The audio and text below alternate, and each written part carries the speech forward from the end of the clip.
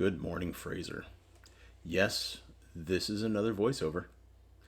Apparently, when I thought I was being clever the other day and doing the faceover, I know I had muted the camera, but didn't realize that I didn't unmute it afterwards. And then, of course, it doesn't automatically unmute after you turn it off and start it up again. So, Saturday morning, kids are coming home today. Going to be happy to see Constance. They'll be here early this afternoon, and then we'll see what's going on. Getting out fishing today, hopefully. So, let's go. They're back. Look at that smile. Look at that smile. She's just got a fantastic smile. So Chaz wanted to take a load off, so that was a great excuse to take her out fishing. Allie and I took her out. We just stayed on this side. We didn't go over to Rebecca Rock or Coho Point. We just stayed right out front today, and this was an epic day in a couple of different regards. First and foremost, I have no idea what I'm saying. So basically, all of the video today is just superfluous water shots and scenery shots and all that wonderful stuff. So we're just heading out of the harbor here, and we are heading basically in front of the ferry terminal is where we're going to start.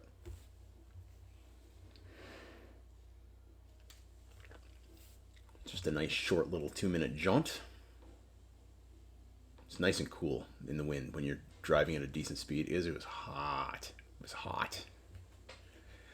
And we are trolling.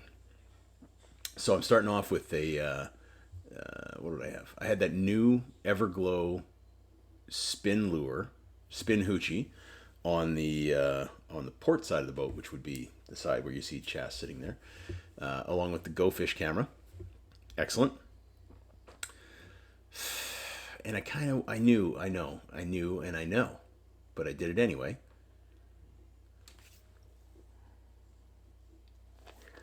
I went against my better judgment, and I went down to about 165 feet. And you can't see a thing. It's dark down there. With the extreme, I can mess with the lighting a little bit on the software, and making it in the extreme level of extra lightness and stuff, which makes it really quite distorted. You still couldn't see squat. Couldn't see nothing. I think I saw one fish on the Go Fish underwater camera. So that one was kind of a bust.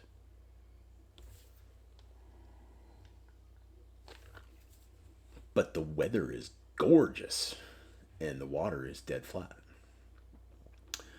So on the other side, I've got, I think I started out with a spring roll, if I'm not mistaken. Skinny G spring roll with the Strike View camera. And when I watched it afterwards, I realized that for about a half an hour, 40 minutes that we were going along, the lure had tied up on itself and didn't undo. And so we weren't catching fish because we couldn't catch fish. But it only showed one fish coming to the area, and that just kind of came in and looked.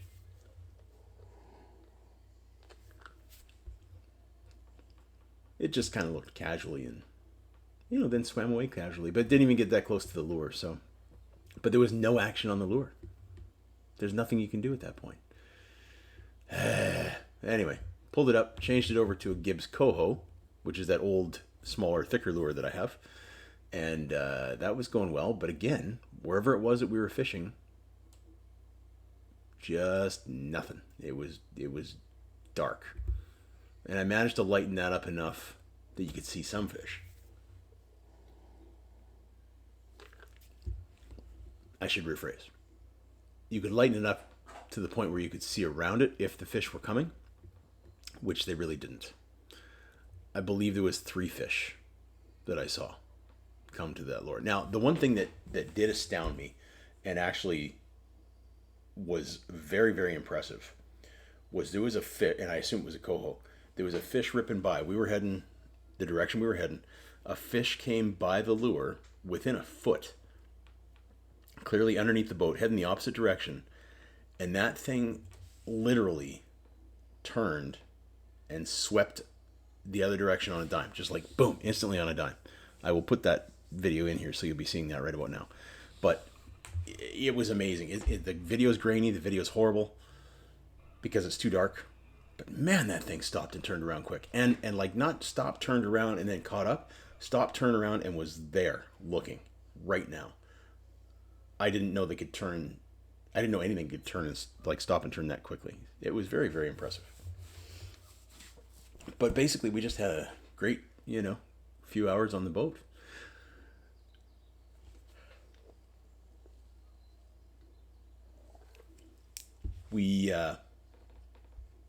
I wanted to move somewhere. Allie wasn't feeling good. I didn't realize she wasn't feeling good, and she was still kind of boat drunk from the other day. But I was getting a little frustrated, and it was like, there's no fish here. I want to move. I want to go somewhere. But Allie had already said, I always tell her, make a decision. She's like, what do you want to do? I said, no. It's not a matter of what I'm asking you. What do you want to do today? I've said before in the past, hey, this is what I want to do. This is where I want to go. What do you want to do? And normally she won't say. Well, today, earlier, because Jordan had come over. I didn't get it on video. I should have, because that would have been at least some video for you. But it would have been silent anyway. Jordan was wanting some fishing lures. Not some fishing lures. He was wanting to steal a couple of anchovy teaser heads off of me.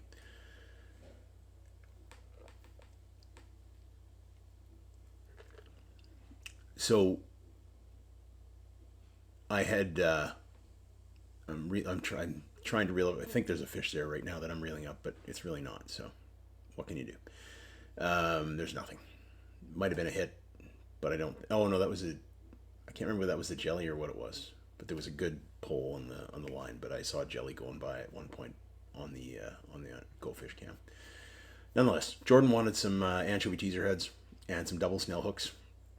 So I did up the double snell hooks and tried to teach him how to do that as well. That didn't go over well.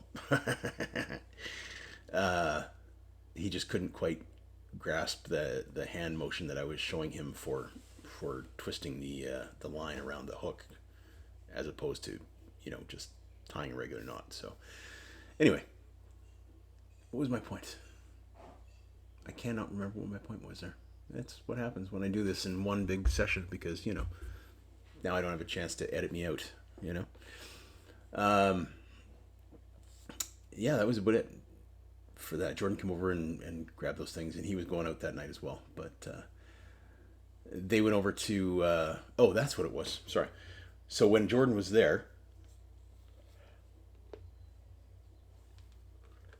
Jordan asked me, where are you guys going tonight? And I didn't get a chance to say anything, and Allie said, we're just staying up front. It's like, oh, okay. She made a decision. So the fact that she made a decision, I wanted to stick to that decision. But I was getting very frustrated at the fact that we weren't getting any hits whatsoever. No motions on the rods. Nothing that indicated fish. So we wound up just basically trolling up to the mill area, past the hulks. And I swapped it over, because again, nothing up high. Nothing for coho that I could see. No indication there was anything interested in biting at all. So I put on the plugs. Went deeper, but the current, and I think I've mentioned this before, the current up by the hulks and by the mill is weird. I don't always get it. You can be traveling, we'll say due north for the sake of, whatever. And your lines are straight behind your boat.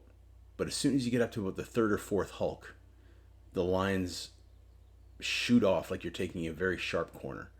And they go off, they kind of head towards the mill, actually. So it's a weird current there.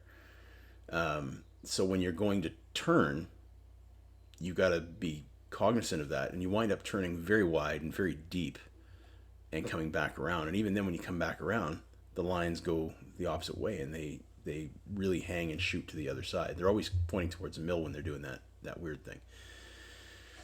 Anyway, wound up getting a good hit on the one rod, on the one plug. Set the hook, handed it off to Chas, and it spit the hook pretty much right away. I watched the rod go from tension to slack. And part of that is, probably a little bit that Chas is still getting used to reeling in fish and stuff like that. And it might have been when I handed the rod over to her that there was a little bit of slack in the line there, right? So, but nonetheless, it took off.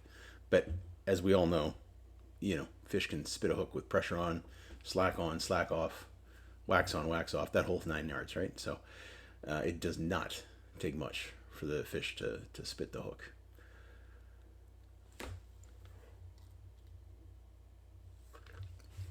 The dramatic pause and silences are not me yawning at all, because I don't yawn much at all. Oh, what is this? I'm on the phone with Sean trying to eat a meatball sandwich wrap, and Allie says there's a fish on there. So she pulled it out, she said it, and she's got it. Now she wants me to take it. I thought she was going to take it, but she said no. So she wanted me to get it going, and then I'm going to hand it over to Chas. Sorry about the sun. Didn't mean, wow, there's nothing I can do. It's just the direction we were heading, right? So Chas is starting to reel this in a minute here. Once I give up my, crazy control freak issues. There we go. I hand it over to her, and Chas starts reeling it in. So we've already lost one fish that hit, and this is on plugs now, right? I can't remember whether this is the 408 plug or the 402. The 408 is the one that looks like a herring, and the 402 is more of a pink pearl kind of thing.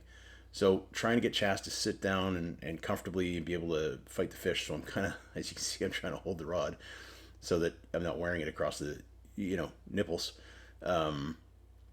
But she's doing good. It's fighting her, and she's feeling the fight on this one, right? And she hasn't reeled in a fish since last year, so it's been a little bit for her. But it's been good. I'm telling Allie where to drive because she's turning towards the unattended rod, and I need her to turn a little bit, give a little bit of slack, and get the fish on the right side of the boat, which is what we're doing. So that's going okay. Chas is tired. I'm going to take it over for her, and I'm going to keep reeling. And it's pulling, but it's not pulling line. So again, the way I view things, my limited experience that I have, if the fish isn't pulling enough to draw line out, it's not going to be a big enough fish. That's just my opinion. It's not always the case. I've been wrong. There are anomalies that, prove me wrong. But for the most part, with my experience, that's what I find. So I'm just getting Allie to move the rigger out of the way. And the fish is not doing what I want it to do. It's gone on the opposite side of the boat. Fortunately, it went around the other line. But now it sees the boat and is diving because it's a Chinook. So now I'm giving it back to Chas and let her play with it a little bit more. And I'm going to do the netting. Boom, in we go. Well done, sir, on the netting. Nice and smooth. Oops, is that self-serving? Is that... Huh. Yeah, well, if that was somebody else netting the fish there, I would have said the same thing.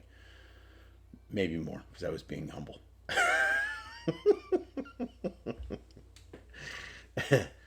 So it is a Chinook, but it's an undersized Chinook, and I know that already. Chas is asking if we can keep it, and I'm like, yeah, nope, can't keep it. I'm going to measure it just to see what size it is, and if I recall correctly, it was like a 53 centimeter. So I'm like, okay, you got to hold the tail. What am I doing? I'm handing the fish off to somebody who's really not held a lot of fish and is not necessarily comfortable with it, but wants a picture.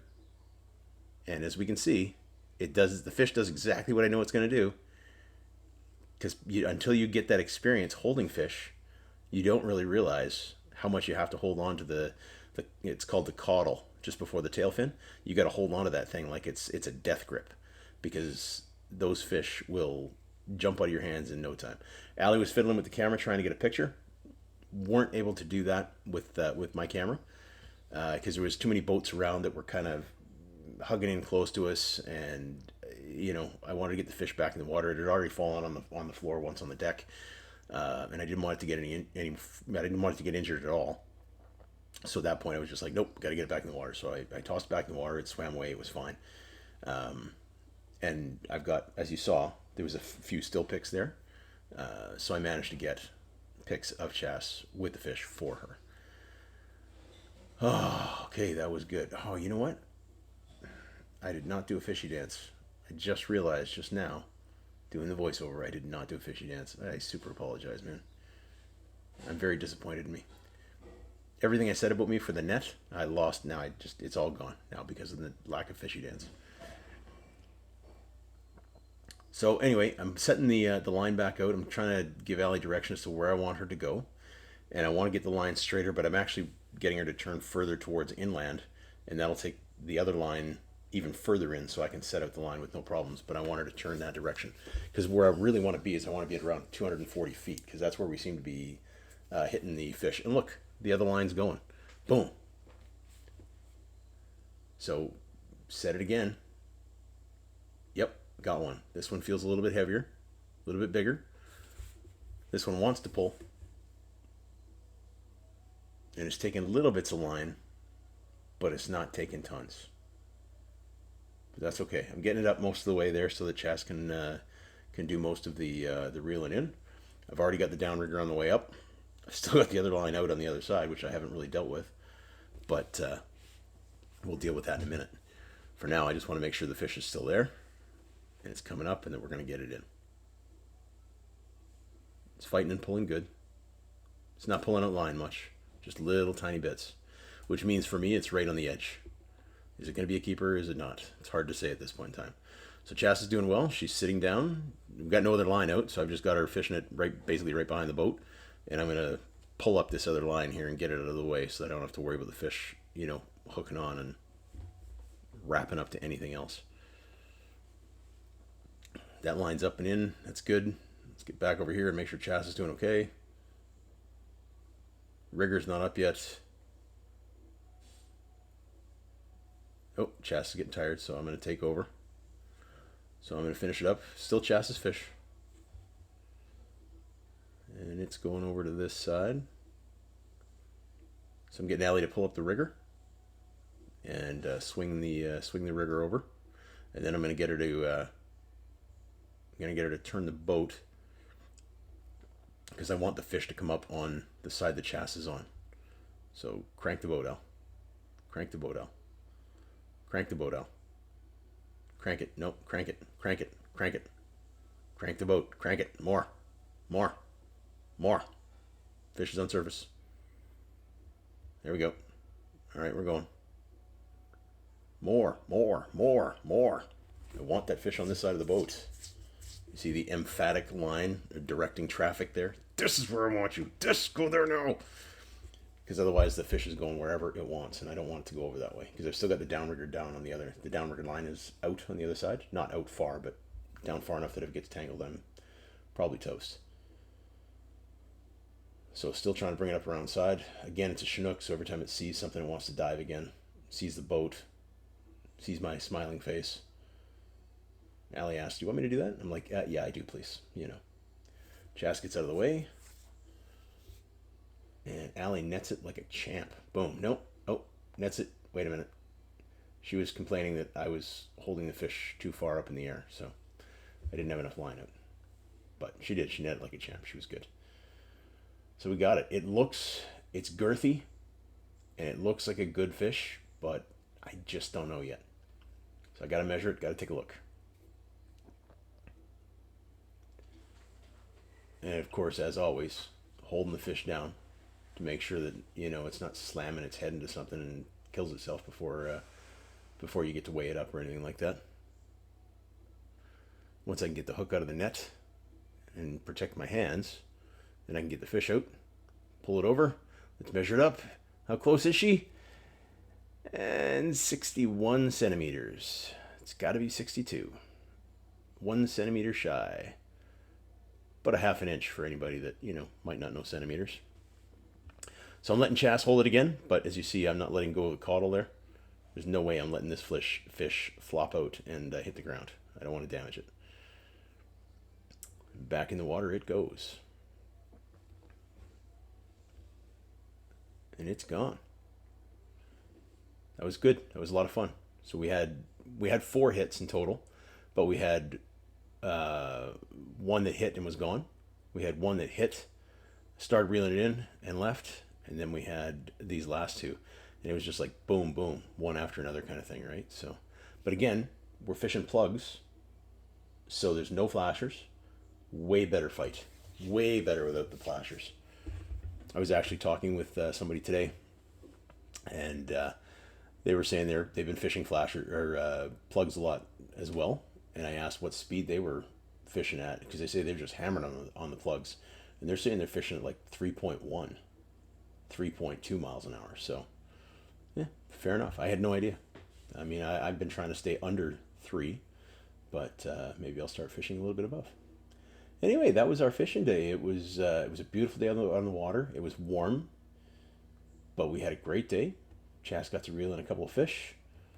We caught Chinook on the plug, which is an absolutely successful day. Can't complain about that at all. And now we're just heading in. We're pretty much back to where we started. We're almost in the exact starting point that we started at in this fishing trip. So it's really only a 2-minute drive. Just coming in the harbor now, we can see some storks. I called them storks earlier when we actually drove by them. But they're actually herons. And this heron that I'm showing you has been preening himself and has a really cool mohawk. Not that you can see it. And then just at the end there, he was really giving me a dirty look. So I'm exhausted. I'm absolutely exhausted, and I'm in, and I'm just kind of sitting, laying back in the seat, and I'm just taking the casual approach today. Taking my time.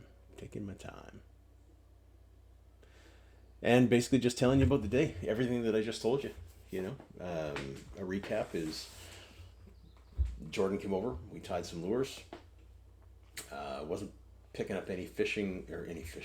Wasn't picking up any video for the day because I knew we were planning on going fishing in the afternoon or evening.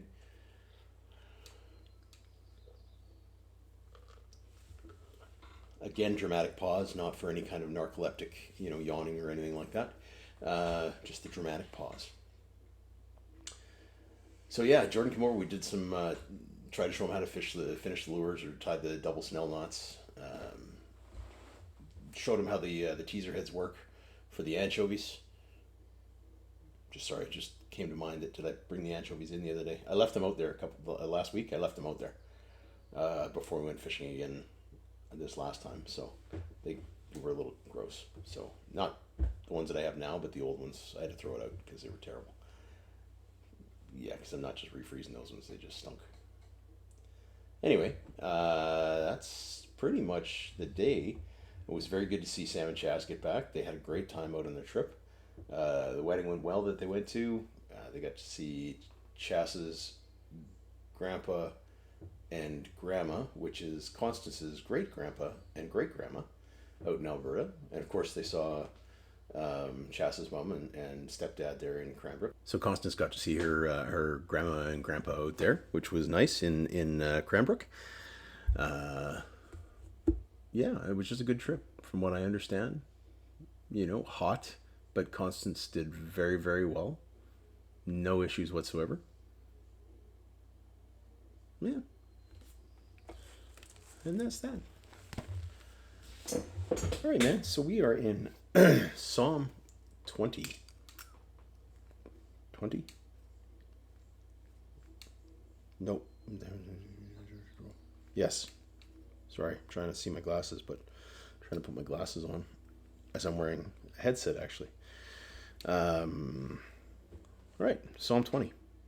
For the director of music, a psalm of David. May the Lord answer you when you are in distress. May the name of the God of Jacob protect you. May he send you help from the sanctuary and grant you support from Zion. May he remember all your sacrifices and accept your burnt offerings.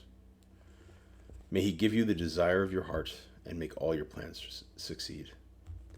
We will shout for joy when you are victorious, and will lift up our banners in the name of God. May the Lord grant all your requests. Now I know that the Lord saves. Now I know that the Lord saves his anointed. He answers him from his holy heaven, with the saving power of his right hand. Some trust in chariots, and some in horses, but we trust in the name of the Lord our God. They are brought to their knees and fall, but we rise up and stand firm. O Lord, save the King. Answer us when we call. There's all sorts of things that go on, man, all the time, in our lives and situations and all that sort of stuff. And really, ultimately, what it comes down to is everything is temporary. money, houses, cars, our bones, our bodies, everything is temporary. Everything will decay, everything will die. The only thing that is eternal is your spirit. And it's just a matter of what we choose to do with that, right? God loves us enough that he gave us a choice. He didn't want puppets. He didn't want, you know, these little robots that have to love him. So he gave us a free will and a choice because he wanted a relationship with us and he wanted us to want and love and have a relationship with him. But he's not going to force it on us. So if you trust in, you know, all the earthly things, power, might, money, you know, you may get it and that may be fine for, you know, your few days here on earth that we all have. But if you trust in the Lord your God, Jesus Christ, that's the only true thing that lasts forever. Love you, buddy. God loves you very much. I miss you. I look forward to seeing you again soon. And I will post more tomorrow.